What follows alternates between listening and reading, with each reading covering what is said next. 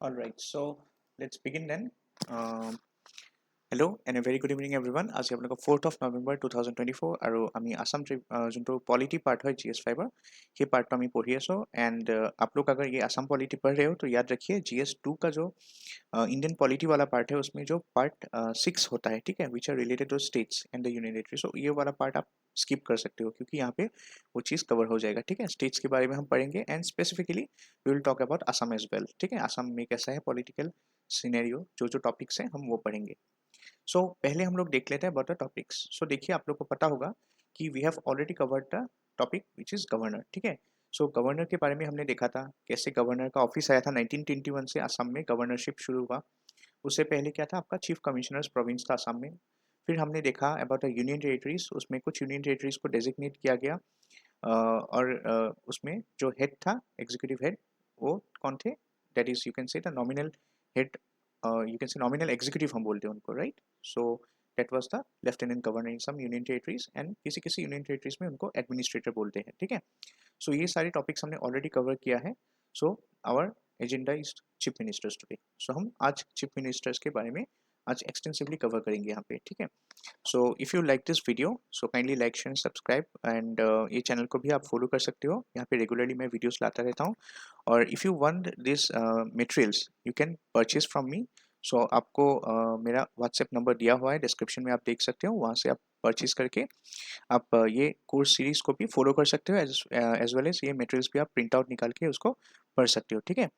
So let's begin then. So will start with the chief minister. So chief ministers आते हैं आपके part 6 के अंदर, ठीक है। सो अभी देखिए, हमारे कॉन्स्टिट्यूशन में याद रखिए, our constitution has a well defined provision about the office of the chief minister and about the governor. States में जितने भी ऑफिस हैं सबके बारे में अच्छी तरह दिया हुआ है। But the issue is that they don't talk about the salaries, allowances and amenities etc. of this particular portfolios, ठीक है। तो इसके लिए क्या हुआ, 1958 में the Assam ministers and deputy ministers salaries and allowances act लाया गया, ठीक है, 1958 में। जिससे आपका जो असम के मिनिस्टर्स थे, चाहे वो चीफ मिनिस्टर हो, डेप्यूटी मिनिस्टर्स हो या जनरल जो मिनिस्टर्स होते हैं, ठीक है, कैबिनेट मिनिस्टर्स, उनकी जो सैलरीज एंड अलाउंसेस है वो डिफाइन किया गया था। और जो आपके लीडर ऑफ अपोजिशन है उनके लिए भी एक लाया गया था, उसका नाम था the salary and allowances of the leader of opposition in the Assam legislative assembly act 1978। सो 58 और 78 में क्या लाया गया, ये दोनों एक्ट्स लाए गए।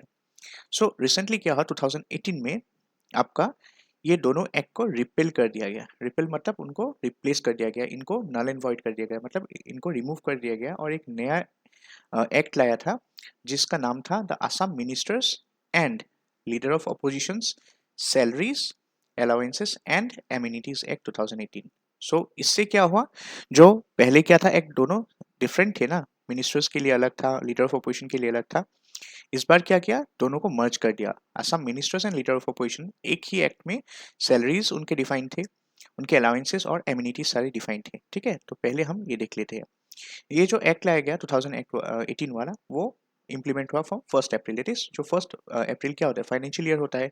जो फाइनेंशियल ईयर था आपका 2018-19 उससे ही शुरू हो गया ये, ठीक है, because salary and all this things allowances amenities are related to finance, so obviously 1 April से शुरू हुआ, ठीक है। अभी अकॉर्डिंग टू दिस एक्ट जो सैलरी होता है आपका चीफ मिनिस्टर का, वो कितना होता है, 1,30,000, 1.30 लाख बोल सकते हो आप। और लीडर ऑफ अपोजिशन का जो सैलरी होता है पर मंथ वो कितना है, 1,10,000, ठीक है, या 1.10 lakhs. Now talking about the allowances. Allowances कितने होते हैं, देखिए, हर एक जो मिनिस्टर्स होते हैं उनके अपने अपने क्या होते हैं, अलाउंसेस होते हैं, ठीक है। जैसे पार्लियामेंट्री असिस्टेंट अलाउंस होता है, ये देखिए सैलरी तो अलग होता है उनका, चीफ मिनिस्टर का या लीडर ऑफ अपोजिशन का अलग होता है। इसको छोड़ के भी मतलब एडिशनल होते हैं ये अलाउंसेस, ठीक है। सो जो पार्लियामेंट्री असिस्टेंस अलाउंस होता है वो हर महीना एक्स्ट्रा 10,000 रुपया मिलता है, ठीक है। एक समट्री अलाउंस होता है आपका, वो 24,000 होता है पर मंथ। फिर एक डेली अलाउंस होता है। डेली अलाउंस क्यों दिया जाता है, देखिए, सपोज किसी वजह से आपको मान लीजिए मिनिस्टर को क्या होता है, चीफ मिनिस्टर हो या दूसरे कोई लीडर ऑफ ओपोजिशन एक्सेट्रा हो, उनको भी क्या करना पड़ता है, कभी किसी काम की वजह से उनको स्टेट में या मतलब विद इन द स्टेट और आउटसाइड द स्टेट उनको क्या करना पड़ता है, मतलब घूमना पड़ता है, ठीक है। सो अगर उन्होंने विद इन द स्टेट उन्होंने टूर किया या हॉल्ट किया, ठीक है, सो उनको 1850 रुपीज़ मिलता है विद इन द स्टेट अगर पर डे। जैसे एक उन्होंने 5 दिन इस महीने में 5 दिन उन्होंने अलग अलग जगह वो लोग ट्रेवल किया उन्होंने अपने खर्चे से, सो उनको पर डे उनका खर्चा जो होगा 1850 रुपीज़ करके देंगे। और अगर उन्होंने आउटसाइड ऑफ स्टेट मतलब असम के बाहर अगर वो लोग गए देन उनके पर डे खर्चा जो होगा 2500 करके उनको मिलेगा। ठीक है। सो डेली अलाउंस ऐसा नहीं है कि मतलब फिक्स्ड होता है, डेली अलाउंस डिपेंड करता है वो कितने दिन मतलब ऑफिस से बाहर थे विद इन द स्टेट और आउटसाइड द स्टेट। ठीक है। फिर सिटिंग अलाउंसेस कुछ मिलते हैं ना। What are sitting allowances? जब वो लोग जैसे आप बोल सकते हो लेजिस्लेटिव असेंबली में बैठते हैं, राइट। सो उस टाइम पे जितने दिन वो लोग बैठे हर एक दिन में उनको एक सिटिंग अलाउंस मिलता है 1850 करके पर डे। ठीक है। This allowances are in addition to all the salary here mention above, right. फिर हम देखेंगे appointment. Now talking about the chief minister. So chief minister appoint होता है अंडर आर्टिकल 164 पार्ट 6 में। मैंने बोला था स्टेट से रिलेटेड है चीफ मिनिस्टर का post. So under the article 164 of the constitution chief minister shall be appointed by the governor. कौन अपॉइंट करता है? Governor. Now who is appointed? Governor तो अपॉइंट करता है, हमको पता है। Now who is appointed as chief minister? Chief minister कौन होता है यूजुअली? ठीक है। देखिए, a leader of the party that has got a majority share of votes in the assembly elections is appointed as the chief minister of the state. Suppose आप मान लीजिए एक ऐसा पार्टी है, ठीक है, एक पार्टी है जिसका नाम है ए। सो इस पार्टी का अगर मान लीजिए दो पार्टी है ए और बी। सो ए वाले पार्टी जो है यहाँ पे अगर इनकी मेजोरिटी शेयर ऑफ वोट्स है, ठीक है। सो आउट ऑफ 200 वोट्स मान लीजिए 200 अगर असेंबली सीट्स या असम का ही अगर मान लीजिए आप we have 126 assembly seats, right.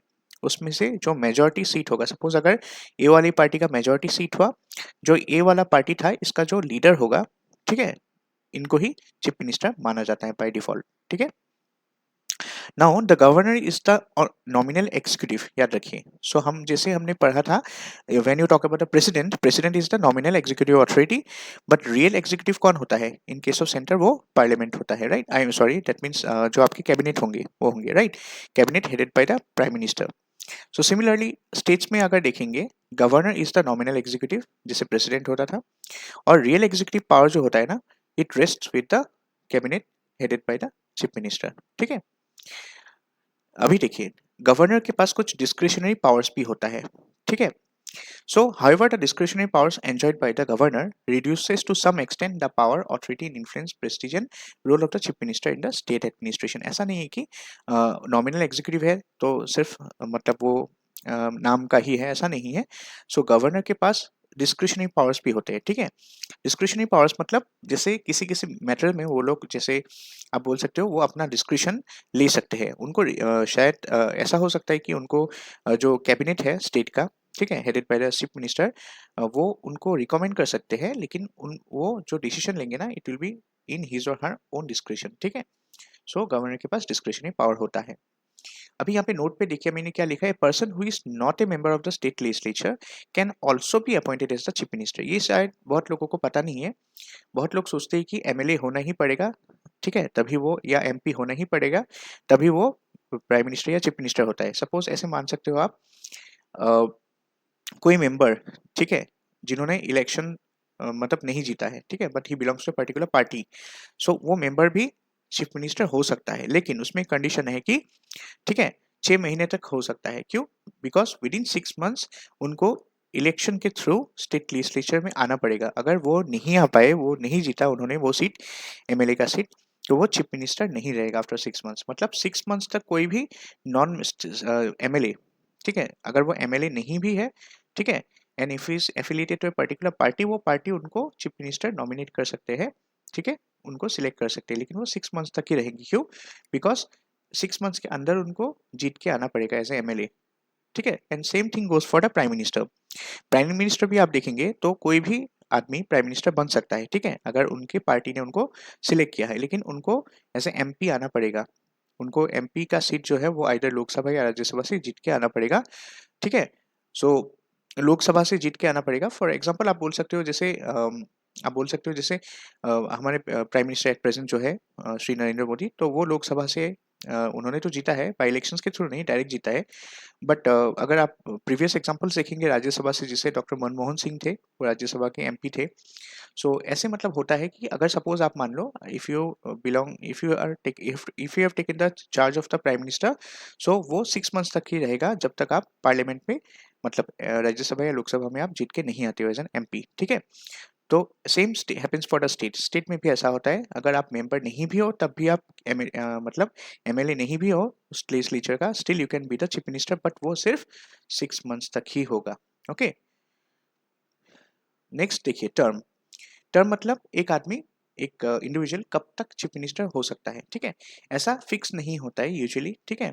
Chief minister का कोई टर्म टेन्योर वगैरह जो है हमारे कॉन्स्टिट्यूशन में फिक्स नहीं है, ठीक है। Anyways he holds the office during the pleasure of the governor, ऐसा बोला जाता है। You have to you will hold the office only during the pleasure of the governor. But एक चीज याद रखिए, he can not be dismissed by the governor as long as he enjoys the majority support of the legislative assembly. Suppose आप एक MLA है, आपके party ने आपको चीफ मिनिस्टर बनाया, ठीक है। सो जब तक आपका पार्टी का सपोर्ट रहेगा आपके ऊपर, you can be the chief minister. लेकिन सपोज मान लीजिए किसी ने आपको नो कॉन्फिडेंस मोशन आपका इनिशिएट हो गया, आपके पार्टी के मेंबर्स भी आपके अगेंस्ट इनिशिएट कर सकते हैं नो कॉन्फिडेंस वाले मोशन, या आपके मेंबर ऑफ अपोजिशन भी आपको करना पड़ता है, तब फ्लोर टेस्ट होता है, ठीक है, फ्लोर टेस्ट होता है। सो फ्लोर टेस्ट में क्या होता है, आपको प्रूव करना पड़ेगा आपका मेजोरिटी, मतलब आपको बहुत लोग सीएम चाहते हैं, सीएम बनते रहना चाहते हैं बहुत सारे लोग, ठीक है।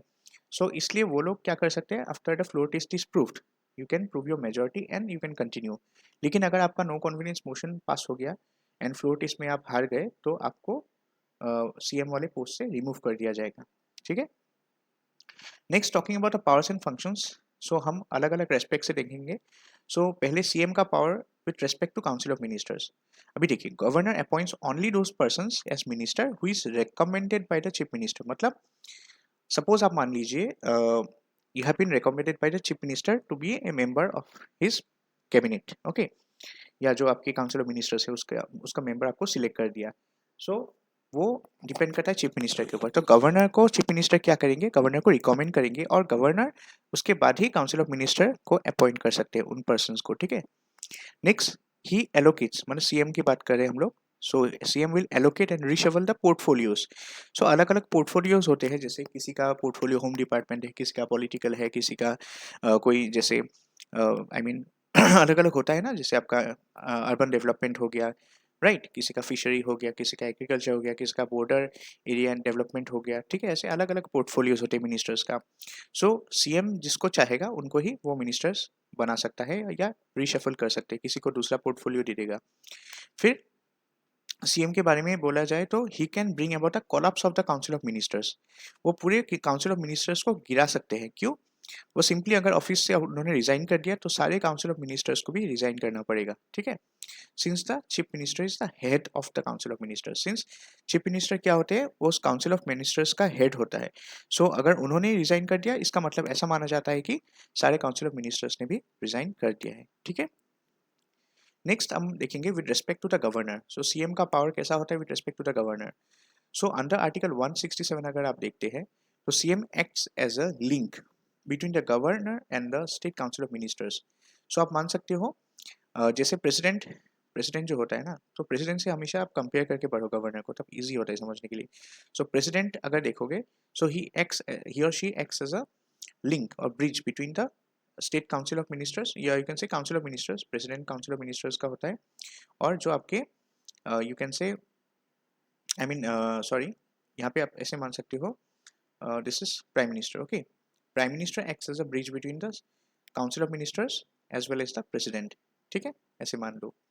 तो सिमिलरली यहाँ पे अगर देखोगे, if you talk about the states, if you talk about the states, then CM जो होते हैं, he or she acts as a bridge between the state council of ministers and the governor, ठीक है, इनके मीडिएटर की तरह काम करते हैं, ठीक है, बीच में।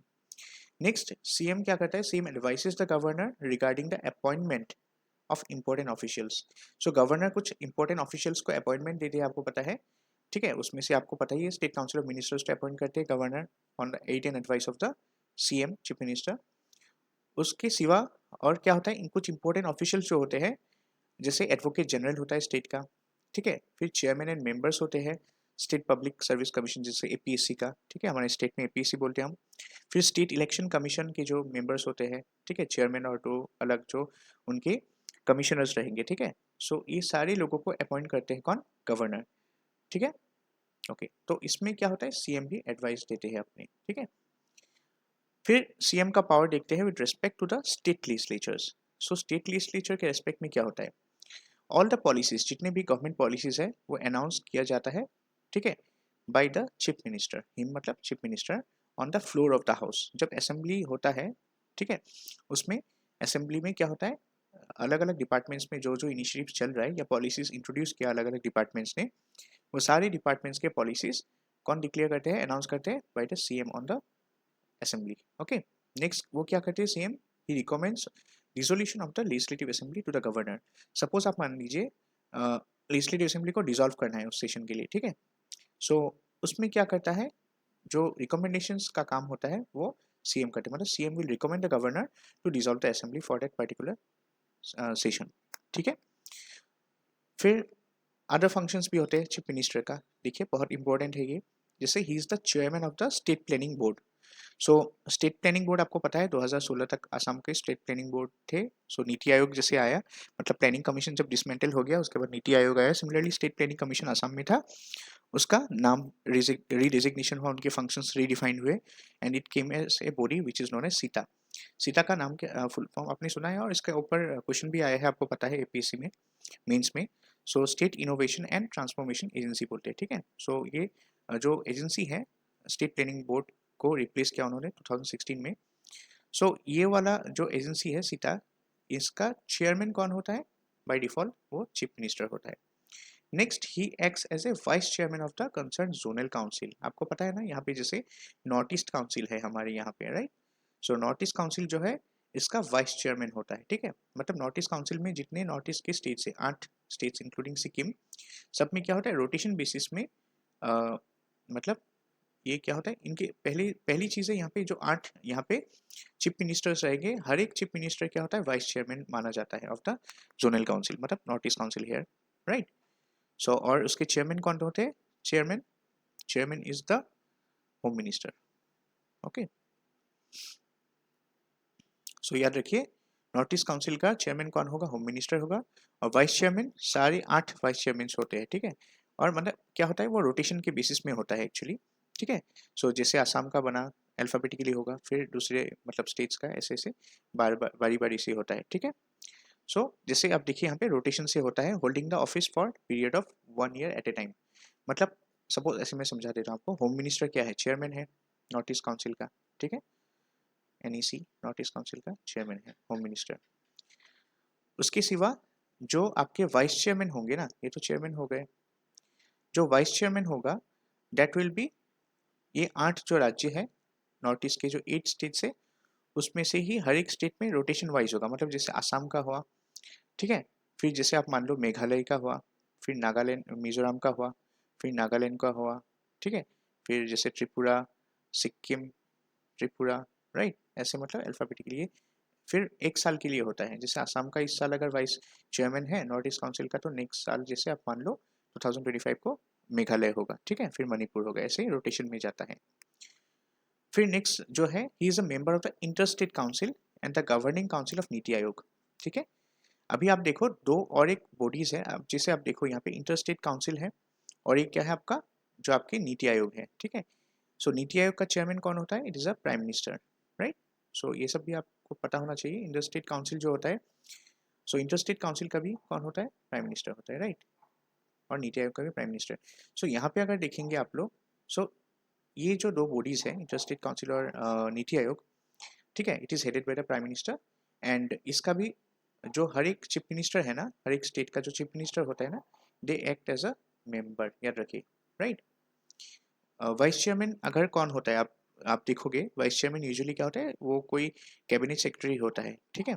इंटर स्टेट काउंसिल हो या नीति आयोग का हो, vice chairman is always the cabinet secretary of that particular, I mean home ministry का हो सकता है, राइट। सो या पीएम सेक्रेटरीट का हो सकता है। सो ये सेक्रेटरीट लेवल का आ जाता है। बट अगर देखेंगे सारे जितने भी स्टेट्स हैं हमारे यहाँ पे 28 स्टेट्स हैं, 8 यूनियन टेरिटरीज है। तो 28 स्टेट्स के जो चीफ मिनिस्टर्स हैं, ठीक है, और जो यूनियन टेरिटरीज में लेजिस्लेटिव असेंबलीज हैं, उनके जो चीफ मिनिस्टर्स होंगे, they will be the members of the inter-state council and the governing council of the NITI Aayog. ठीक है। नेक्स्ट चीफ मिनिस्टर क्या होता है? ही और she is the chief spokesman of the state government. So जितने भी आपके कॉरेस्पॉन्डेंस आपने देखा होगा, हमारे सीएम भी क्या करते हैं, अलग अलग प्रेस कॉन्फ्रेंसेस अटेंड करते हैं। Why? Because he is the chief spokesperson, you can say, of the state government को वो रिफ्लेक्ट करते हैं, रिप्रेजेंट करते हैं। ठीक है। नेक्स्ट, इमरजेंसी, कोई भी पॉलिटिकल लेवल में कोई इमरजेंसी आ गया, so chief minister will act as the crisis manager in chief. ठीक है। Next, he is the leader of the state. ठीक है, ही और she is the leader of the state. जो चीफ मिनिस्टर होता है, ही और she is the leader of the state. तो वो क्या करते हैं, अलग अलग जो आपके सेक्शंस ऑफ पीपल लोग होते हैं, ठीक है, उनसे अलग अलग जो जो उनका प्रॉब्लम है, उसमें क्या होता है, आपने देखा होगा ना, कुछ प्रॉब्लम होने से सीएम सर के लिए वो लोग लेटर लिखते हैं, मेमोरेंडम लिखते हैं, राइट। सो जो डीसी के थ्रू, वो तो सीएम के पास डायरेक्ट, आजकल सीएम तो बहुत, हमारे सीएम तो बहुत एक्टिव है, आपको पता ही है, राइट। लेकिन कुछ राज्यों में ऐसा भी होता है, फैसिलिटी है, मतलब कि अगर आपको कुछ मेमोरेंडम देना है किसी पॉलिटिकल पार्टी या कोई सेक्शन ऑफ पीपल ने किसी को मेमोरेंडम देना है, मतलब सीएम को मेमोरेंडम देना है, सो वो यूजुअली क्या करते हैं, they give it through the DC. So जो आपके आई मीन डिस्ट्रिक्ट कलेक्टर रहेंगे, ठीक है, या डिस्ट्रिक्ट कमिश्नर, उनके थ्रू मेमोरेंडम भेजते हैं टू द चीफ मिनिस्टर। ठीक है, या डायरेक्ट भी आप दे सकते हो। ओके। नेक्स्ट, अगर देखोगे सीएम का और क्या फंक्शन है, ही और she is the political head of the services. ठीक है, एग्जीक्यूटिव हेड अलग होता है, पॉलिटिकल हेड अलग होता है, याद रखिए। एग्जीक्यूटिव हेड, जैसे आप देखो एसीएस में, अगर आप देखोगे जो हमारे एग्जीक्यूटिव हेड होते हैं, एसीएस या कोई भी आपकी जो सर्विसेज यहाँ पे आसाम में, ठीक है, एपीएस हो, सो अलग अलग हेड्स रहते हैं उनके, right. So executive head, if you are talking about the civil servants, about the administrators actually, जैसे आई मीन डीसी वगैरह जो होता है यहाँ पे, ठीक है, वो आईएएस कैडर के भी होता है, एसीएस कैडर भी का भी हो सकता है, आईएएस डेपुटेशंस में भी रहते हैं, डिस्ट्रिक्ट्स में, सेक्रेटरीट में, राइट। सो जो भी आपके सर्विसेज हैं, उनके पॉलिटिकल हेड कौन होते हैं, सीएम होते हैं, और एग्जीक्यूटिव हेड कौन होता है, is the principal secretary, right. Principal secretary हर एक डिपार्टमेंट में होते हैं, principal secretary. So principal secretary is the executive head of the services. So अलग अलग डिपार्टमेंट के अंदर, जैसे आप बोल सकते हो, जैसे एसीएस जो होता है वो आपके होम एंड जो पर्सनल डिपार्टमेंट है उसके अंदर आता है, राइट। सो उस पर्सनल डिपार्टमेंट के अपने कुछ प्रिंसिपल सेक्रेटरी होंगे, अपना प्रिंसिपल सेक्रेटरी होगा, जैसे होम एंड पॉलिटिकल डिपार्टमेंट का अपना होता है, right. Revenue and disaster management का अपना प्रिंसिपल सेक्रेटरी होगा, ठीक है। और उनके ऊपर कौन रहते हैं, chief secretary. So chief secretary is the head of all the secretaries. Okay. So principal secretary उनके नीचे होते हैं, अलग अलग डिपार्टमेंट का प्रिंसिपल सेक्रेटरी अलग होता है, लेकिन स्टेट में एक ही चीफ सेक्रेटरी रहता है, ठीक है। And you can say that political head of the service, अगर आप सीएम को बोलते हो, executive head of all the services वो कौन होंगे, चीफ सेक्रेटरी होंगे, ठीक है। ओके। अभी prime ministers and chief ministers of Assam, ठीक है। सो आसाम आपको पता है, जो आपका आसाम में सिस्टम था पहले, पॉलिटिकल सिस्टम, उसके हिसाब से पहले हम चीफ मिनिस्टर्स नहीं बोलते थे, we used to call them prime ministers till 1950, ठीक है, क्योंकि Assam was a part of the I mean 1921 तक आपको पता ही है वो चीफ कमिश्नर्स प्रोविंस था, और 1921 के बाद वो गवर्नर्स प्रोविंस था, ठीक है। सो गवर्नर्स प्रोविंस में जो आपके पॉलिटिकल हेड होते थे, उनको प्राइम मिनिस्टर्स बोला जाता था, ठीक है। सो देखिए, under the government of India act 1935, A bicameral legislature was set up with A assembly and the council, ठीक है। अब देखिए मतलब क्या हुआ, आपको पता होगा 1921 में जब गवर्नर सिस्टम शुरू हुआ, उससे पहले अराउंड 1913 को असम पहले क्या आया था, लेजिस्लेटिव काउंसिल आया था, ठीक है। और ये जो है लेजिस्लेटिव काउंसिल, आपको पता है this is the upper house, right. और ये लेजिस्लेटिव काउंसिल 1921 में जब गवर्नर सिस्टम, अभी अभी देखिए ये डिफरेंस याद रखिए, 1913 में चीफ कमिश्नर्स प्रोविंस ही था असम, चीफ कमिश्नर प्रोविंस था, ठीक है। उसके बाद ये गवर्नर्स प्रोविंस बन गया 1921 में। लेकिन जो असम लेजिस्लेटिव काउंसिल शुरू हुआ था 1913 में, अपर हाउस, वो चलता रहा कब तक, टिल 19 यू कैन से 48 तक, ठीक है, मतलब आज़ादी तक, 47 तक, ठीक है, ये चलता रहा। और 1935 पे बीच में क्या हुआ था, आपका आपका एडिशनल आसाम लेजिस्लेटिव असेंबली भी इंट्रोड्यूस हो गया था, ठीक है। मतलब ये है लोअर हाउस, जिसे हम बोलते हैं ना, जैसे अपर हाउस मतलब क्या होता है, राज्यसभा अपर हाउस होता है, राइट। Permanent house. वैसे ही असम लेजिस्लेटिव काउंसिल 1913 में आया था, और ये जाते जाते 1935 तक क्या हुआ, असम लेजिस्लेटिव काउंसिल तो रहा, उसके अलावा एडिशनली आपका असम लेजिस्लेटिव असेंबली आया which was the lower house. और ये दोनों हाउस 1935 से अगर आप देखेंगे गवर्नमेंट ऑफ इंडिया एक्ट 1935 के अंदर बाइकैमरल लेजिस्लेचर आया। इसका मतलब ये होता है बाइकैमरलिज्म। बाइकैमरलिज्म मतलब क्या है, एएलसी भी है, असम लेजिस्लेटिव काउंसिल भी है और असम लेजिस्लेटिव असेंबली भी है, मतलब अपर हाउस भी है प्लस लोअर हाउस भी है। समझ में आया? ठीक है, so this is bicameralism. So दो लेजिस्लेचर्स थे। और अगर देखेंगे premier of the Assam was the head of the government and the leader of the legislative assembly of the Assam province. जो प्रीमियर है, जिसको हम प्राइम मिनिस्टर बोलते थे असम के, ठीक है, उस टाइम पे। सो बहुत लोग सोचते हैं कि कुछ प्रिंटिंग मिस्टेक हुआ क्या क्वेश्चन पेपर में, ऐसे सोचते हैं, ऐसा नहीं होता है, ठीक है। जो आपका ये डिजिग्नेशन था, पहले प्राइम मिनिस्टर ही बोलते थे 1937 से 1950 तक। सो अभी हम देखते हैं कुछ प्राइम मिनिस्टर्स के नाम। सो पहला जो था 1937-1950, फर्स्ट इलेक्शन आपको पता है, आपके 1937 में पहला इलेक्शन, और मतलब 1935 में जब ये असम लेजिस्लेटिव असेंबली का ये प्रोविजन आ गया ना, तो क्या हुआ, अभी देखिए लेजिस्लेटिव काउंसिल में क्या था, मेंबर्स यूजुअली नॉमिनेटेड थे। बट जब मतलब क्या हुआ, गवर्नमेंट ऑफ इंडिया एक्ट 1935 के थ्रू आपको जैसे मतलब वोटिंग राइट्स मिल गया, प्रॉपर वोटिंग राइट्स, तो आप बोल सकते हो कि लोअर हाउस भी बन गया यहाँ पे, ठीक है। क्योंकि लोअर हाउस में जो मेंबर्स होते हैं ना, they come through voting, direct voting होता है, not through nominations. Nominations upper house के लिए होता है, अभी भी होता है राज्यसभा में, आप देखिएगा। लेजिस्लेटिव काउंसिल तो अभी नहीं है असम में, लेकिन जिस जिस राज्य में है आप देखिए, वहाँ पे क्या होता है, नॉमिनेशन के थ्रू होता है, ठीक है। लेकिन लोअर हाउस में हमेशा डायरेक्ट इलेक्शंस होता है, ठीक है। It shows universal adult franchise, मतलब लोग अपने इलेक्टर्स जो रिप्रेजेंटेटिव है उनको चूज करते हैं। अभी इसलिए इलेक्शन हुआ था 1937 में। उसके बाद जो पहला पार्टी है, जो इंडियन नेशनल कांग्रेस के साथ एक उनके सब्सिडरी पार्टी थे, आप बोल सकते हो, असम वैली पार्टी, ठीक है। ये असम वैली पार्टी जीता था उस टाइम पे। गोपीनाथ बोरदोलोई जी ने भी मतलब उन्होंने भी ये इलेक्शन कॉन्टेस्ट किया था, बट वो कुछ सीट्स वो जीते थे, लेकिन क्या हुआ, उनके कुछ मतलब किसी रीजन की वजह से उन्होंने मतलब ये जो पोर्टफोलियो है पहला प्राइम मिनिस्टर को नहीं लिया उन्होंने। सो इसकी वजह से क्या, जो सेकंड सिंगल लार्जेस्ट पार्टी था, दैट इज आईएनसी की जो सब्सिडरी पार्टी थी असम वैली पार्टी, उनका जो रिप्रेजेंटेटिव था, head of the party, that was Mohammed Saadulla, ठीक है। सो सईद सदुल्ला है उनका full name. So Mohammed Saadulla became the first prime minister of Assam. So उनका टेन्योर जो था वो 1 अप्रैल 1937 से 19 सितंबर 1938 तक था। फिर नेक्स्ट टाइम क्या हुआ आपका, जब मोहम्मद सदुल्ला ने क्या किया, इस्तीफा दिया। फिर उसके बाद क्या हुआ, गोपीनाथ बोरदोलोई जी फिर इंडियन नेशनल कांग्रेस, मतलब जो कोर पार्टी है उसके थे। सो उन्होंने फिर मतलब ये प्राइम मिनिस्टरशिप आगे बढ़ाया। सो 19 सितंबर जब उन्होंने छोड़ा, उसी दिन उन्होंने ज्वाइन किया, और 17 नवंबर, देखिए ज़्यादा दिन नहीं, सिर्फ कुछ दिनों के लिए उन्होंने ज्वाइन किया। रीजन वाज बिकॉज इस टाइम पे क्या हुआ, 1930 इस टाइम पे ही इसके बीच ही आपका फर्स्ट जो सॉरी सेकेंड वर्ल्ड वॉर शुरू हुआ था। और सेकेंड वर्ल्ड वॉर के टाइम पे अगर आप देखोगे, that is second world war के टाइम पे इस टाइम पे क्या हुआ था, महात्मा गांधी जी ने मतलब जितने भी यहाँ पे जो लीडर्स थे अलग अलग स्टेट्स में कांग्रेस के, उनको मतलब बोला था कि we have to quit the British administration, right. So उनके जो सिस्टम है उनसे बाहर निकल के आइए। सो इसके लिए कुछ दिन मतलब उन्होंने ज्वाइन किया, और उसके बाद इमीडिएटली 1-2 महीने के बाद उनको छोड़ना पड़ा, ठीक है। सो उन्होंने अपना जो क्विट इंडिया मूवमेंट है फिर 1942 में शुरू हुआ, but that's a later thing. But world war one की वजह से, क्योंकि इसमें भी रीज़न है, वर्ल्ड वॉर टू की वजह से हुआ था। नाउ रीज़न क्या है, देखिए वर्ल्ड वॉर टू के टाइम पे क्या हुआ था, ब्रिटिशर्स जो थे उन्होंने मतलब जैसे हमारा जो ऑब्जेक्टिव था क्या था, दैट हम लोग जितना जल्दी हो सके, मतलब हम लोग को इंडिपेंडेंस चाहिए, राइट, या डोमिनेंस स्टेटस। अभी देखिए डोमिनेंस स्टेटस तो बहुत पहले की बात है। Now we are going for the independence, right, that is sovereignty, autonomy. So इसके लिए मतलब थोड़ा ब्रिटिश गवर्नमेंट को फोर्स करने के लिए उनके सिस्टम से निकला, लेकिन उसी चांस में फिर क्या हुआ, मोहम्मद सदुल्ला आ गए, राइट। सो इस बार उन्होंने, आप एक चेंज देख रहे हो ना, पहले उनका जो असम वैली पार्टी था, it was a coalition with Indian national Congress, गठबंधन था। फिर उनका गठबंधन कांग्रेस से क्या हो गया, छूट गया, और वो मुस्लिम लीग के साथ बन गया, right. Now he is representing the Muslim league.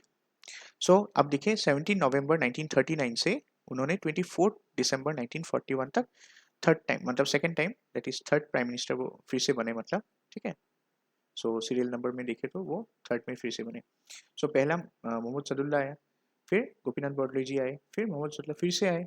फिर देखिए ये जो बीच का टाइम है, 25 दिसंबर 1941 से 24 अगस्त 1942, ठीक है। इसमें आपको पता है ये गवर्नर्स रूल हुआ था असम में, ठीक है, पहली बार।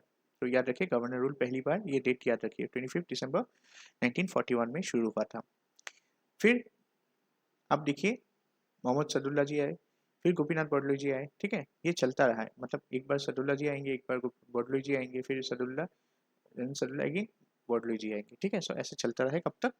25 जनवरी 1950 तक। ओके, 1950 के बाद क्या हुआ आपका?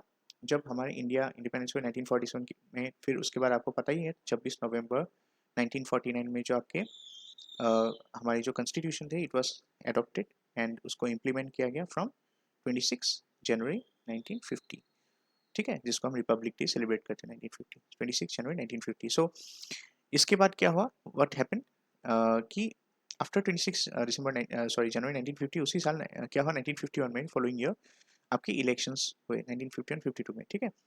सो यहाँ पे अगर देखेंगे 52 में हुआ था एक्चुअली, 51 में प्रिपरेशंस हुआ, 52 में प्रॉपर इलेक्शंस हुए हैं फर्स्ट टाइम, ठीक है, फॉर द लोकसभा। सो उस टाइम पे मेजॉरिटी पार्टी कौन था? इंडियन नेशनल कांग्रेस था। सो पहली बार अगर देखेंगे, सो असम का चीफ मिनिस्टर कौन बना? इट वाज लोकप्रिय गोपीनाथ बरदलोई, राइट। सो वो पहला चीफ मिनिस्टर बने ऑफ इंडिपेंडेंट असम। सो उनका टेन्योर अगर देखेंगे 26 जनवरी 1950 से लेके 6 अगस्त 1950। अभी आप देखेंगे वो 1946 के इलेक्शंस हुआ था, उस टाइम पे ही वो एक्चुअली उन्होंने जीता था। सो उन्होंने अपना जो रिमेनिंग टर्म है वो उन्होंने कंटिन्यू किया, ठीक है।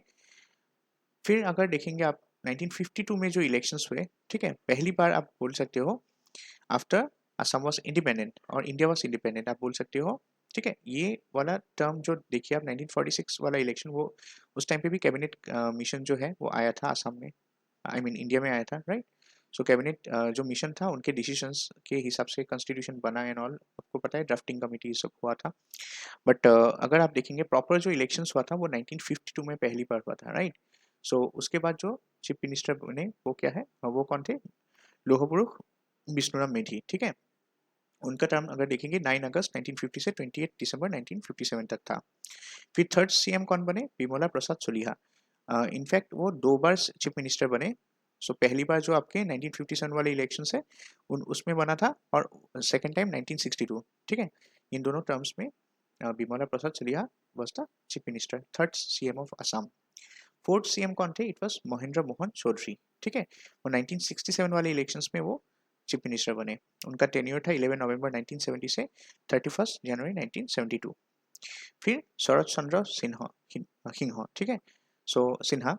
सो वो जीते थे 1972 इलेक्शंस में। So he was the fifth you can say I mean chief minister of Assam. So अब तक एक चीज आप देखेंगे, ये पांचों जो चीफ मिनिस्टर थे, all of them belong to the Indian national Congress, ठीक है।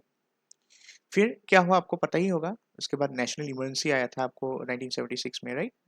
सो उसके बाद क्या होता? Janata Party came into power, right. So यहाँ पे भी असम में भी जनता पार्टी ने पावर जीता था। सो पहला आप बोल सकते हो, ये पॉइंट इंपॉर्टेंट है, पहला नॉन कांग्रेस जो चीफ मिनिस्टर बने it was Gulab Borbora. Gulab Borbora became the first non Congress chief minister of Assam, ठीक है। फिर सेवेंथ जो चीफ मिनिस्टर थे इट वाज जोगेंद्र नाथ हाजोरिका। फिर क्या हुआ आपका सेकेंड टाइम? देखिए फर्स्ट प्रेसिडेंट हमने देखा था गवर्नर्स रूल आया था यहाँ पे, राइट। यहाँ पे मैंने बोला था, राइट, असम में पहली बार गवर्नर्स रूल आया था। तो ये पहली बार वाला हमेशा स्टार मार्क में देख के रखता हूँ, याद रखिए इसको, ठीक है। 25 दिसंबर 1941 में पहली बार गवर्नर्स रूल आया था। और अगर प्रेसिडेंट रूल की बात करते हैं, पहली बार कब आया था? याद रखिए 12 दिसंबर 1979 में। क्या हुआ था आपको पता ही है, 1971 में 79 में क्या हुआ था?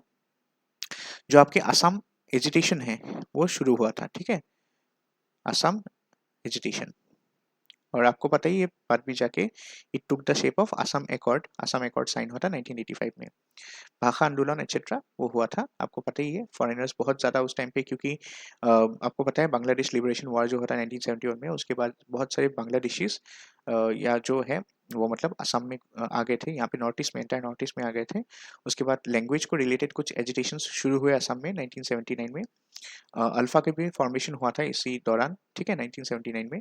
सो that Assam agitation started. So इस टाइम पे क्या होता है, इसलिए प्रेसिडेंट रूल दिया गया था।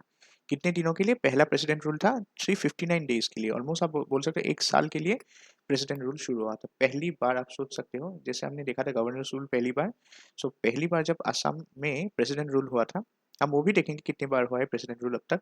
सो देखिए, पहली बार डेट हमेशा याद रखें, 12 दिसंबर 1979 में हुआ था।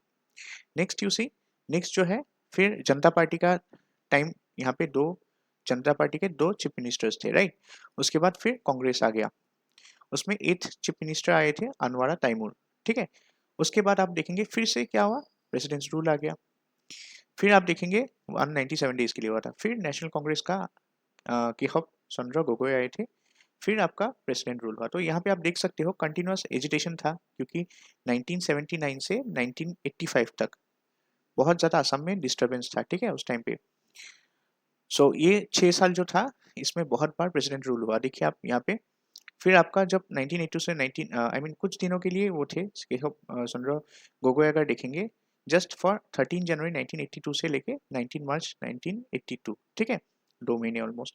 सो आप बोल सकते हो उसके बाद फिर से प्रेसिडेंट रूल लग गया असम में, थर्ड टाइम, ठीक है। पहली बार कब आया था? जोगेंद्र नाथ हजारिका के बाद आया था। और सेकेंड टाइम कब आया था? अनवरा तैमूर के बाद आया था। थर्ड जो आया था प्रेसिडेंट रूल, वो आया था आफ्टर केशव चंद्र गोगोई, ठीक है। फिर इंडियन नेशनल कांग्रेस का जो चीफ मिनिस्टर आया था next, 10th chief minister Assam के, वो भी 2 टर्म के लिए बने थे, and it was Hiteshwar Saikia, ठीक है। वो 2 टर्म के लिए बने थे। पहला जो टर्म था उनका 27 फरवरी 1983 से 24 दिसंबर 1985, और दूसरा टर्म था फ्रॉम 30 जून 1991 से 22 अप्रैल 1996, ठीक है। सो हम अब तक देख चुके हैं 3 प्रेसिडेंट्स रूल आया है अब तक। फिर एजीपी का दौर आ गया, ठीक है, बिकॉज आपको पता होगा जो 15 अगस्त है 1985, राइट, उसमें असम अकॉर्ड साइन हुआ था। इसमें जो आपके स्टेक होल्डर्स थे उसमें से आसू थे, राइट। फिर जो জাতীয়তাবাদী असम জাতীয়তাবাদী युवा छात्र परिषद था, ठीक है, युवा छात्र परिषद थी। फिर आपके जो गवर्नमेंट ऑफ असम थे, ठीक है, गवर्नमेंट ऑफ असम थे अंडर हितेश्वर शइकिया था उस टाइम पे, राइट। और government of Assam under Hiteshwar Saikia, and जो आपके प्राइम मिनिस्टर थे, मैंने गवर्नमेंट ऑफ इंडिया जो था, आई मीन होम मिनिस्ट्री जो थे, या यू कैन से गवर्नमेंट ऑफ इंडिया, GOI, उस टाइम पे प्राइम मिनिस्टर आए थे राजीव गांधी, ठीक है। ये सारे लोग आए थे। सो ये अकॉर्ड साइन हो गया था। उसके बाद आप देख सकते हो जब असम अकॉर्ड साइन हुआ था तब तक Hiteshwar Saikia was the chief minister of Assam. इसके बाद क्या हुआ, फिर से इलेक्शंस हुआ था, एंड उस टाइम पे after the Assam accord was signed, उसी साल दिसंबर 1985 में प्रफुल्ल कुमार महंतो जो थे, जो आसू से बिलोंग करते थे, ठीक है, एजीपी के हो गए। फिर आसू का जो पॉलिटिकल विंग है एजीपी, असम गण परिषद, অসম গণ পৰিষদ, ठीक है। So he was a head of this party. So इस बार एजीपी ने मतलब पहली बार उन्होंने इलेक्शन जीता था, ठीक है, 24 दिसंबर 1985। सो प्रफुल्ल कुमार महंतो 2 टर्म्स के लिए बने थे। सो आप देख सकते हो पहला जो यहाँ पे जनता पार्टी है, जनता पार्टी आए थे, नया पार्टी, नॉन कांग्रेस बोल सकते हो। फिर उसके बाद दूसरा नॉन कांग्रेस पार्टी कौन था? एजीपी था, ठीक है। फिर क्या हुआ, प्रेसिडेंट रूल आया, राइट। 28 नवंबर 1990 से 30 जून 1991 तक 214 डेज के लिए प्रेसिडेंट रूल लगा, ठीक है। उसके बाद हितेश्वर शइकिया का टेन्योर था, क्योंकि वो मैंने पहले बोला था हितेश्वर शइकिया 2 टर्म्स के लिए आया था। एक टर्म 83 से 85 तक, दूसरा टर्म था 91 से 96 तक, ठीक है। तो यहाँ पे हितेश्वर शइकिया और जो आपके प्रफुल्ल महंतो है उनके बीच ही मतलब ऑल्टरनेटिवली होता रहा। पहली बार हितेश्वर शइकिया आया, फिर उसके बाद प्रफुल्ल महंतो आया, राइट, प्रफुल्ल कुमार महंतो आए, फिर हितेश्वर शइकिया आया, ठीक है। फिर बाद में हितेश्वर शइकिया के बाद इस बार प्रफुल्ल महंतो ऑल्टरनेटिवली नहीं है, मतलब एक जैसे आप ऐसे मान सकते हो हितेश्वर शइकिया है, फिर प्रफुल्ल महंतो आया यहाँ पे देख सकते हो, फिर हितेश्वर शइकिया आए थे, राइट। उसके बाद कौन आए? भूमिधर बर्मन आए, लेकिन ये टर्म जो है उनका बहुत शॉर्टेस्ट टर्म है, आप बोल सकते हो ओनली 23 डेज के लिए वो सीएम बने थे। So you can just remember कि बीच में भूमिधर बर्मन आए थे, उसके बाद कौन आए? फिर प्रफुल्ल महंतो आए थे, ठीक है। सो 1996 से आप देख सकते हो यहाँ पे प्रफुल्ल महंतो जी 1996 से 2001 के बीच वो फिर असम के सीएम बने। फिर आप देख सकते हो इंडियन नेशनल कांग्रेस के तरुण गोगोई जी है, ठीक है। सो अब तक का आप देख सकते हो यहाँ पे भूमिधर बर्मन यहाँ पे है और तरुण गोगोई यहाँ पे है। सो याद रख सकते हो जो भूमिधर बर्मन थे उनका टर्म जो था वो शॉर्टेस्ट माना जाता है out of all the chief ministers of Assam. उनका टर्म सबसे छोटा था, शॉर्टेस्ट टर्म। और सबसे लॉन्गेस्ट टर्म अगर देखो तो आप तरुण गोगोई जी का मान सकते हो। वो 3 बार चीफ मिनिस्टर बने असम के। 2001 इलेक्शंस में बने, 2006 इलेक्शंस में बने, 2011 के इलेक्शंस में बने, ठीक है, फॉर 3 टर्म्स। फिर भारतीय जनता पार्टी का भी रूल आया, आपको पता है 2014 में मोदी जी आए थे सेंटर में। असम में बीजेपी कब आए थे? 24 यू कैन से 24 मई 2016 से। उससे पहले इलेक्शन हो गया था। तो हमारे असम में चीफ मिनिस्टर पहली बार 2016 में कौन बना था? इट वॉज सर्बानंद सोनोवाल जी, ठीक है। फिर उसके बाद वो 2021 तक रहे चीफ मिनिस्टर। उसके बाद उन्होंने राज्यसभा, मतलब राज्यसभा में राज्यसभा चले गए वो। सो असम में राज्यसभा, असम का जो अभी देखिए असम में लोकसभा सीट्स और राज्यसभा सीट्स, ये थोड़ा चीज़ें जान लीजिए, छोटी छोटी चीज़ें हैं। टोटल अगर डिलिमिटेशन के हिसाब से अगर देखेंगे आप लोग 2002 में जो 1971 के जो सेंसस के हिसाब से डिलिमिटेशन हुआ था, उसके बाद 2002 में क्या किया, वो जो पार्लियामेंट की सीट्स थे, मतलब डिलिमिटेशन कमीशन में हम डिटेल में पढ़ेंगे, तो उनको फ्रीज कर दिया गया अप टू 2026 तक, ठीक है। सो 2026 के बाद जो सेंसस होगा, उसके बाद जो उसके डिलिमिटेशंस होंगे, उसके बाद 106 कॉन्स्टिट्यूशनल अमेंडमेंट के हिसाब से 33% रिजर्वेशन वीमेन को मिलेगा, राइट, इन द लोकसभा। सो ये सब होने के बाद क्या होगा, ये नंबर्स चेंज हो सकते हैं, बट एट प्रेजेंट जो है असम के लोकसभा सीट्स याद रखिए वो कितने हैं, 60 है, 7। देन राज्यसभा सीट्स असम से कितने हैं, इट्स 14, ओके, डबल होता है। और जो आपके स्टेट लेजिस्लेटिव असेंबली, मतलब जो एमएलएज है, क्योंकि यहाँ पे लोअर हाउस है हमारे, सो वो कितने होते हैं? अभी देखिए ये दोनों क्या है, दिस आर एमपीज, राइट। और एमएलएज जो होते हैं, एमएलएज टोटल कैसे आप कैलकुलेट करेंगे, आप ऐसे मान सकते हो कि जैसे आप यहाँ पे 126 है, ठीक है। सो ऐसे याद रख सकते हो। तो यहाँ पे ये चीज़ याद रखना बहुत ज़रूरी है, ये नंबर्स। अभी देखिए जैसे राज्यसभा में जैसे कुछ यहाँ पे सीट्स खाली होता है, ठीक है, क्योंकि राज्यसभा क्या होता है, परमानेंट हाउस होता है। वो जो होते हैं ना एमपीज, आफ्टर एवरी मतलब 3 इयर्स, ठीक है, उनके जो एमपीज है ना, 1/3 ऑफ द एमपीज वो क्या होते हैं, चेंज होते रहते हैं, ठीक है। सो जब असम में वैकेंसी आया था 2021 में, राज्यसभा के सीट्स खाली हुए थे असम से, तब उस टाइम पे क्या हुआ था, सर्बानंद सोनोवाल जी वो मतलब उन्होंने जो एमएलए का जो, वो पहले एमएलए थे ना, उसके बाद वो मिनिस्टर बने। सो वो एमएलए का जो सीट है वो उन्होंने छोड़ दिया, ठीक है। और उन्होंने क्या किया, राज्यसभा का मतलब जो नॉमिनेशन होता है स्टेट के थ्रू भेजते हैं ना वो, सो वो राज्यसभा में चले गए एज एन एमपी, ओके। जैसे मनमोहन सिंह जी गए थे, तो सिमिलरली सर्बानंद सोनोवाल जी गए राज्यसभा के एमपी बन गए। उसके बाद आपको पता ही है, now he has become the union minister for shipping, ठीक है। सो यहाँ पे क्या हो गया, फिर एक सीट तो खाली हो गया, फिर ऐसे ही उसका बाई इलेक्शंस होता है, ठीक है। वैसे ही राज्यसभा का भी या लोकसभा बीच में अगर कोई खाली हो जाता है तो वो उसमें बाई इलेक्शंस होता है। और बाई इलेक्शंस में सपोज मान लीजिए कि 2029 तक है, ठीक है, अभी किसी ने अगर मान लीजिए लोकसभा का सीट खाली हो जाता है, सो वो जो रिमेनिंग टर्म होगा उसके लिए वो एमपी बनेंगे, ठीक है, वो चीज़ याद रखें। फिर सर्बानंद सोनोवाल जी जब चले गए, then the charge was held by doctor Himanta Biswa Sarma, ठीक है, वो अभी हमारे प्रेजेंट चीफ मिनिस्टर है असम के। सो 10 मई 2021 में वो चीफ मिनिस्टर बन के आए थे इन द 2021 इलेक्शंस। और अभी तक वो इनकम्बेंट है, मतलब कंटिन्यू। अभी नेक्स्ट इलेक्शन कब होने वाला है हमारे स्टेट लेजिस्लेटिव असेंबली के, it will be held in 2026। सो देखते हैं कौन आएगा next, so will see that, right. लेकिन अब तक याद रखिए जो चीफ मिनिस्टर है हमारे असम में, जिनका शॉर्टेस्ट टर्म था, इट वॉज डॉक्टर भूमिधर बर्मन। और जो जिनका सबसे आई मीन लॉन्गेस्ट टर्म थे वो मिस्टर तरुण गोगोई, ठीक है, लेट तरुण गोगोई, उनका देहांत हो चुका है। सो 3 बार वो चीफ मिनिस्टर बने थे, ठीक है। Okay, then let's go ahead. अभी कुछ लैंडमार्क इवेंट्स देखते हैं। हमारे अलग अलग चीफ मिनिस्टर्स के टेन्योर पे अलग अलग कुछ डेवलपमेंट्स हुआ था असम में, ठीक है। जैसे लोकप्रिय गोपीनाथ बरदलोई के टाइम पे क्या क्या हुआ था, देखिए। सो लोकप्रिय गोपीनाथ बरदलोई के टाइम पे गुवाहाटी यूनिवर्सिटी एस्टेब्लिश हुआ था। हाई कोर्ट, असम का जो हाई कोर्ट है, ठीक है, हाई कोर्ट असम बोलते थे, बाद में वो जाके गुवाहाटी हाई कोर्ट बना, वो हम जुडिशरी में अलग से पढ़ेंगे, ठीक है। फिर असम जो मेडिकल कॉलेज है वो एस्टेब्लिश हुआ था। असम वेटरिनरी कॉलेज जो है, ठीक है, खानापाड़ा में, वो भी एस्टेब्लिश हुआ था। फिर गोपीनाथ बरदलोई ने अलग अलग बुक्स लिखे थे, जैसे अन्ना शक्ति योग, फिर श्री रामचंद्र, फिर हजरत मोहम्मद एंड बुद्धदेव, ये सारी किताब लिखे थे while he was in jail. आपको पता है कि आपको पता होगा कि गोपीनाथ बड़ले जी एक फ्रीडम फाइटर थे, ठीक है। और एक चीज़ मैंने बोला था आपको, लोकप्रिय गोपीनाथ बड़ले उनको बोलते हैं, उनका टाइटल है, ठीक है। ये जो टाइटल भी है उनको दिया था असम के उस टाइम पे जो गवर्नर थे जयराम दास दौलतराम, उन्होंने ये टाइटल उनको दिया था। और आफ्टर डेथ आपको पता ही है, उनका डेथ तो बहुत पहले हो गया था। सो 1999 में उनको पहला भारत रत्न मिला असम के पॉइंट ऑफ व्यू से देखा जाए तो। He was the first Assamese, you can say first person from Assam to get the Bharat Ratna, ठीक है, 1999 में मिला था।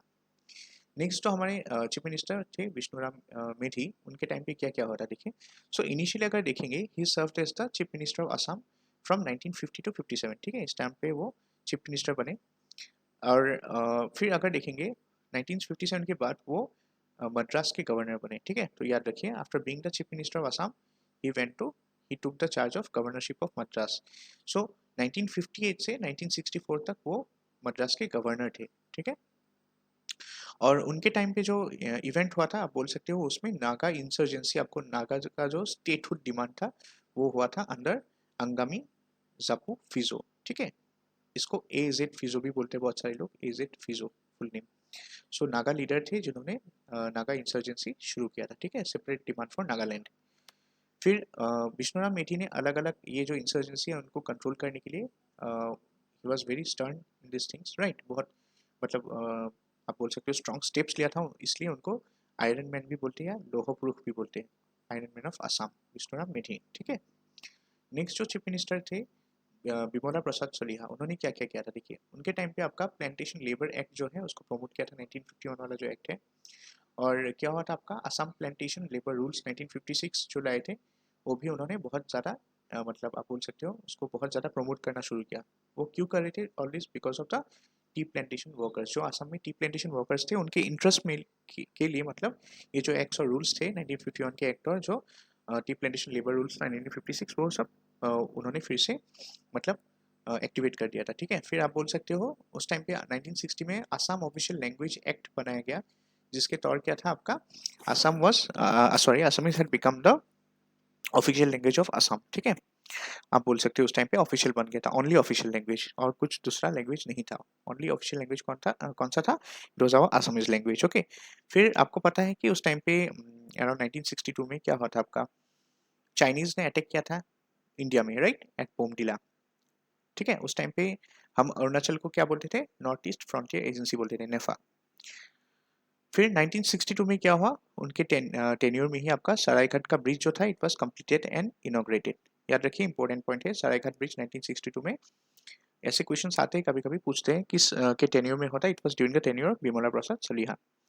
देन नेक्स्ट मार्च 1966 में मिजो नेशनल फ्रंट, जैसे आपको देखा था आपने अंगामी फिजो के अंदर जो AZ फिजो के अंदर जो नागा इंसर्जेंसी था, वैसे ही Mizo insurgency Mizo National Front के अंदर शुरू होने लगा, ठीक है। मिजोरम का डिमांड स्टेटहुड का आने लगा।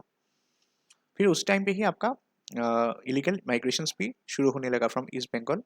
सो उनके टाइम पे आप देखोगे तो around 3 lakh illegal immigrants had already entered Assam, and उन्होंने उनको मतलब डिपोर्ट करने के लिए भी, ठीक है, उनके जो नेक्स्ट टर्म थे थर्ड टर्म, उन्होंने डिपोर्ट करना शुरू किया था अपने थर्ड टर्म में।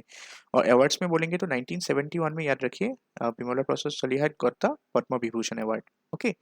फिर नेक्स्ट जो chief minister it was Mahendra Mohan Choudhury. So उन्होंने कुछ बुक्स लिखा था, इंपॉर्टेंट बुक है ये, याद रखिए, जैसे Mahatma Gandhi and the philosophy of Vinoba Bhave, ये बुक उन्होंने लिखा था।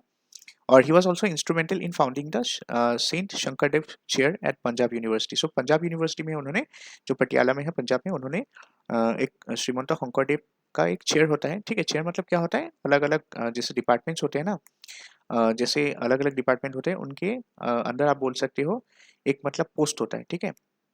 जो मतलब एक आप विंग बोल सकते हो, एक काइंड ऑफ डिपार्टमेंट या विंग बोल सकते हो, जो शंकरदेव से रिलेटेड चीज़ों से मतलब रखता है या रिसर्च करते हैं, ठीक है। सो हर एक ऐसे डिपार्टमेंट्स होते हैं सेंट्रल यूनिवर्सिटीज़ में। सो पंजाब यूनिवर्सिटी में पहली बार शंकर जी से, आपको पता होगा इस बार रिसेंटली हमारे चीफ मिनिस्टर ने अभी मतलब जो करंट चीफ मिनिस्टर है उन्होंने जो आपकी दिल्ली यूनिवर्सिटी है उसमें श्रीमंत शंकरदेव चेयर भी उन्होंने इस बार फाउंड किया था, ठीक है। सो और एक चीज़ इंपॉर्टेंट है, एक जू है, याद रखिए, छतबीर जू बोलते हैं। छतबीर जू कहाँ पे है, जीरकपुर बोलते एक जगह है पंजाब में। सो ये छतबीरजू जो है इसको महेंद्र मोहन चौधरी के नाम से मतलब बनाया गया, ठीक है। तो महेंद्र मोहन चौधरी जो भी आप बोल सकते हो, छतबीरजू, ठीक है, which is in Zirakpur Punjab. Next जो थे आपके important chief minister, it was Sarat Chandra Sinha. उनके टाइम पे क्या हुआ था आपको पता है? जो आपके कैपिटल है वो पहला हमारा शिलोंग था, उसके बाद अराउंड 1972 में क्या हुआ था, शिलोंग से ट्रांसफर हुआ था दिसपुर में एट प्रेजेंट जो है, फिर उनके टाइम पे हुआ था। फिर दूसरी चीज़ है, he was instrumental in setting up the Guwahati medical college and hospital, GMCH जो होता है, जीएमसीएच जो भांगाघर में आपको पता है गुवाहाटी में। So it was set up during the time of Sarat Chandra Sinha, ठीक है। ठीक है, और उसके बाद Bongaigaon refinery and petrochemicals limited, BRPL, ये भी एस्टेब्लिश हुआ था during the reign of Sarat Chandra Sinha. फिर अनवरा तैमूर के बाद अगर बात करेंगे तो she was the first Muslim women chief minister of any state, सिर्फ असम का ही नहीं, she was the first CM of any state of India, ठीक है। सो पहली वीमेन चीफ मिनिस्टर बने आप बोल सकते हो।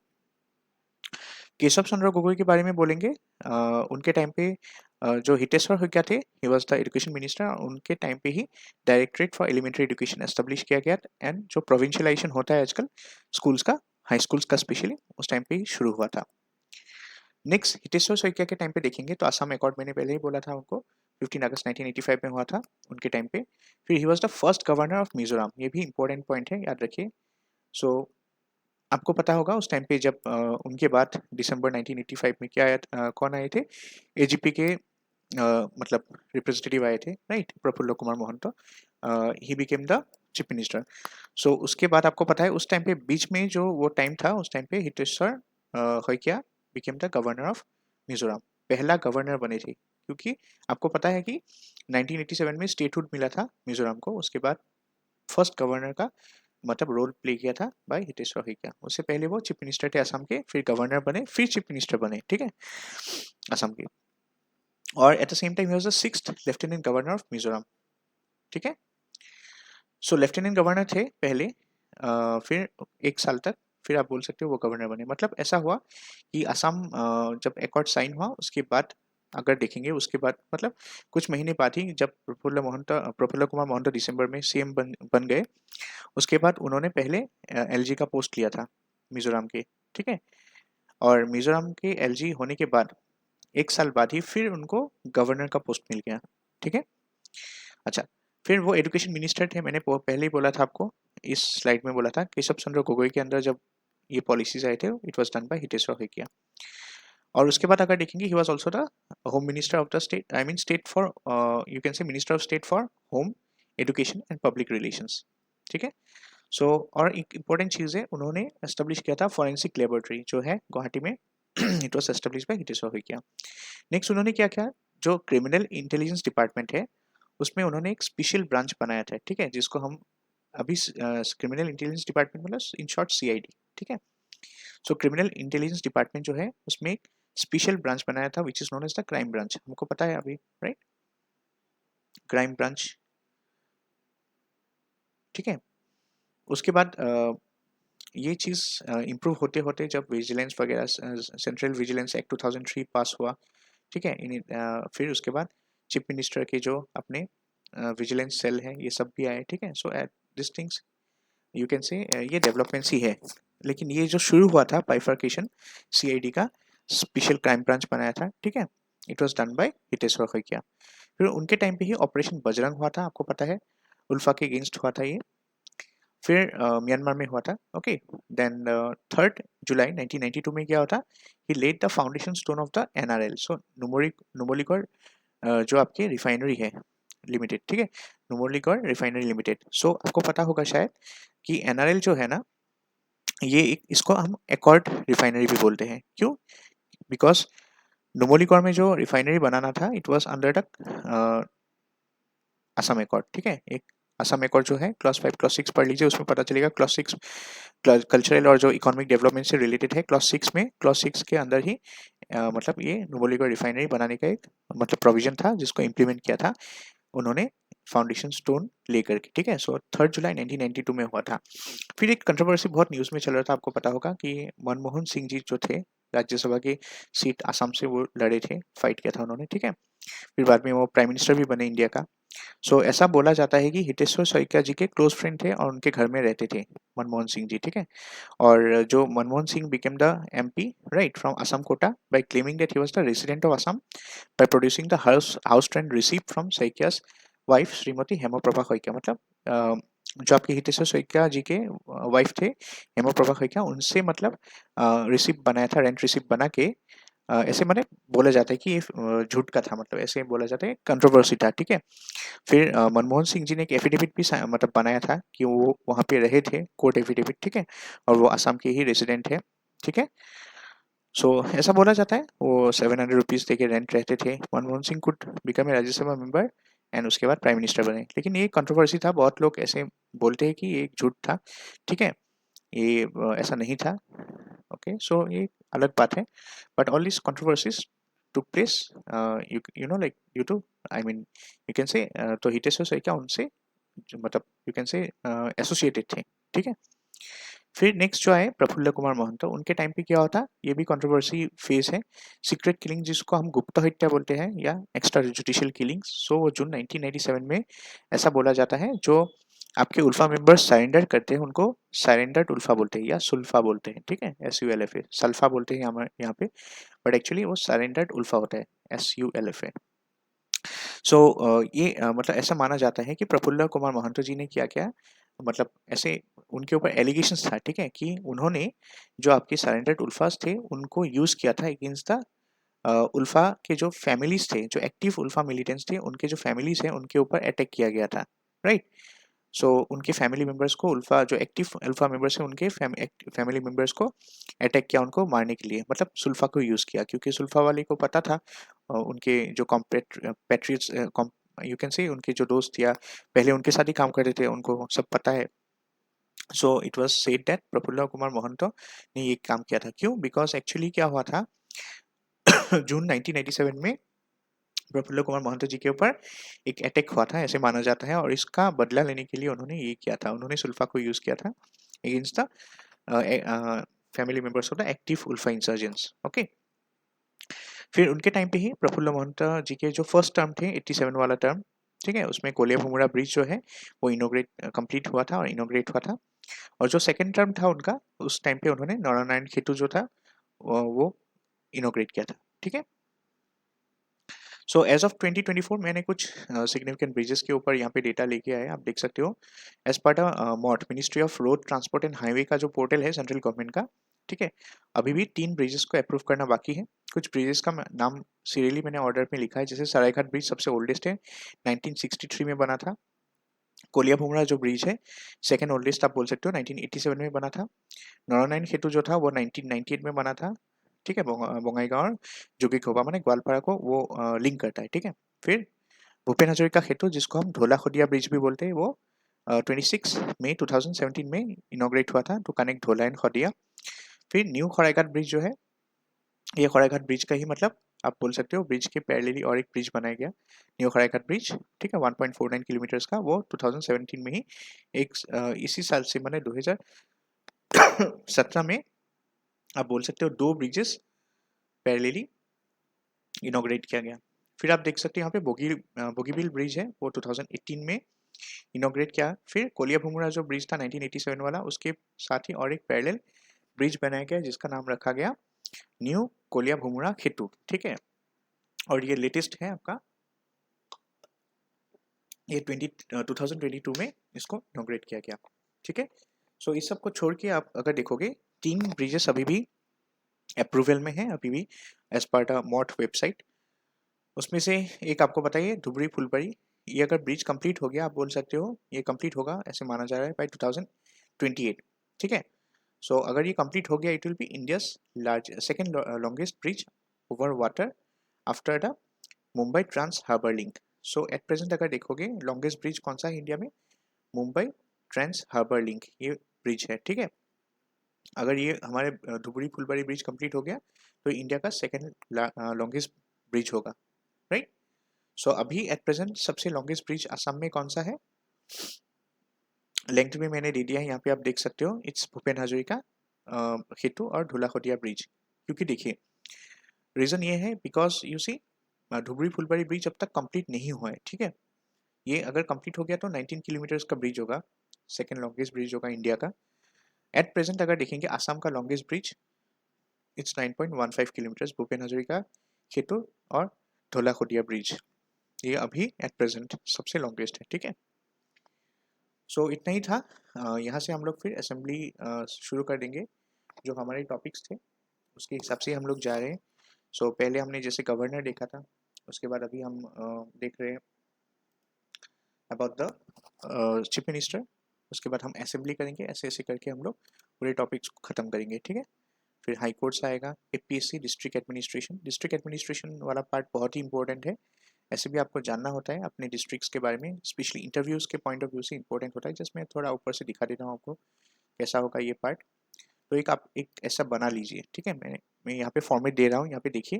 जैसे डिस्ट्रिक्ट डेवलपमेंट कमिश्नर कौन है, ये सारा शोनितपुर डिस्ट्रिक्ट के हिसाब से बनाया है, ठीक है। Because I belong to the Sonitpur district और मेरे स्टूडेंट्स भी ज़्यादातर शोनितपुर डिस्ट्रिक्ट के हैं, ऑनलाइन स्टूडेंट्स भी, ठीक है। तो आप देखो यहाँ पे ये सारे मैंने ऐसे बनाया। तो आप लोग भी अपने जो डिस्ट्रिक्ट प्रोफाइल है उसमें जाके ये सेम फॉर्मेट बना लीजिए। उसमें आपके ये नाम्स अलग होंगे, नंबर्स अलग हो सकते हैं। को डिस्ट्रिक्ट कमिश्नर जैसे शोनितपुर में कौन से ढेकियाजुली और नौद्वार में है, ठीक है। तो ऐसे नाम आप लोग मेंशन कर लीजिए। डिस्ट्रिक्ट इंफॉर्मेशन कमिश्नर कौन है, एडमिनिस्ट्रेटिव ऑफिसर कौन है, इलेक्शन ऑफिसर कौन है, एसडीओ कौन है, असिस्टेंट कमिश्नर अगर कोई है प्रोविजन में। तो डिस्ट्रिक्ट प्रोफाइल में आप लोग देख सकते हो यहाँ पे ऐसे मैंने बना लिया है। आप अपने डिस्ट्रिक्ट का प्रोफाइल बना लीजिएगा, ठीक। इंटरव्यू में काम आएगा ये सब। फिर ये डीडीसी का जो माइनस था, डिस्ट्रिक्ट डेवलपमेंट कमेटी का, रिसेंटली अक्टूबर 2024 में ये अपडेटेड है, अपलोड हुआ है। तो कुछ यहाँ पे आप देख सकते हो कुछ ऑफिसर्स के नाम हैं। जैसे एग्रीकल्चर से रिलेटेड हमारे डिस्ट्रिक्ट में जो हेड होते हैं ऑफिसर, डिस्ट्रिक्ट एग्रीकल्चर ऑफिसर होता है। सेरिकल्चर से रिलेटेड होता है assistant director sericulture.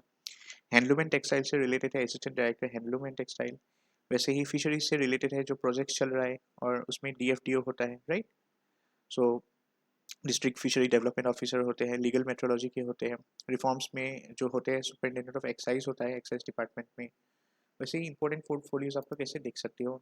So public health engineering में एग्जीक्यूटिव इंजीनियर होता है पब्लिक हेल्थ इंजीनियरिंग का। फिर आप देख सकते हो यहाँ पे executive engineer department of health and housing and urban affairs होते हैं। फिर सॉइल कंजर्वेशन का आपका डिविजनल ऑफिसर होता है सॉइल का। फिर आपका ट्रांसपोर्ट डिपार्टमेंट का होता है डीटीओ। फिर उनके अंदर आता है एमवीआई। फिर डिविजनल सुपरिटेंडेंट भी होता है एएसटीसी के अंदर, सेपरेट है, ठीक है। पावर में अगर देखेंगे तो एजीएम होता है, ठीक है, पीडीसीएल। फिर पीडब्ल्यूडी बिल्डिंग का एग्जीक्यूटिव इंजीनियर होगा पीडब्ल्यूडी बिल्डिंग का। फिर वाटर रिसोर्स का होगा आपका जैसे executive engineer water resource department का। DICC district industries and commerce centre का जो हेड होता है जीएम होता है, राइट, डीआईसीसी का। फिर पीडब्ल्यू ऐसे मैंने पूरा बना दिया है। सो ये हमारे डिस्ट्रिक्ट का है।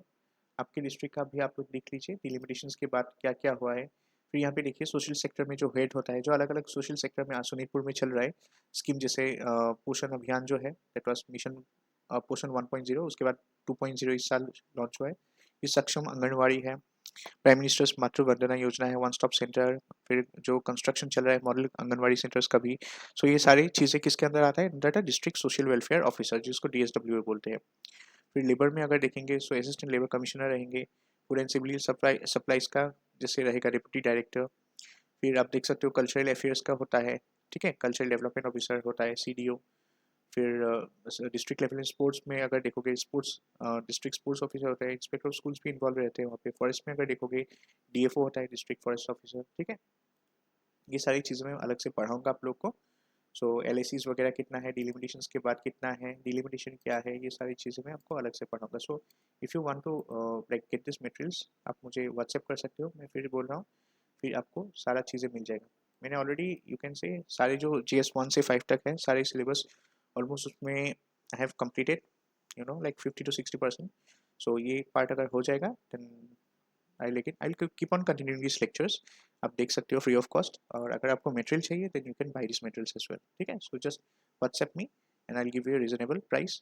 एंड मैं वैसे तो प्राइसिंग वगैरह नहीं देना चाहता था बट यू नो लाइक हर एक चीज़ का एक वैल्यू होना चाहिए।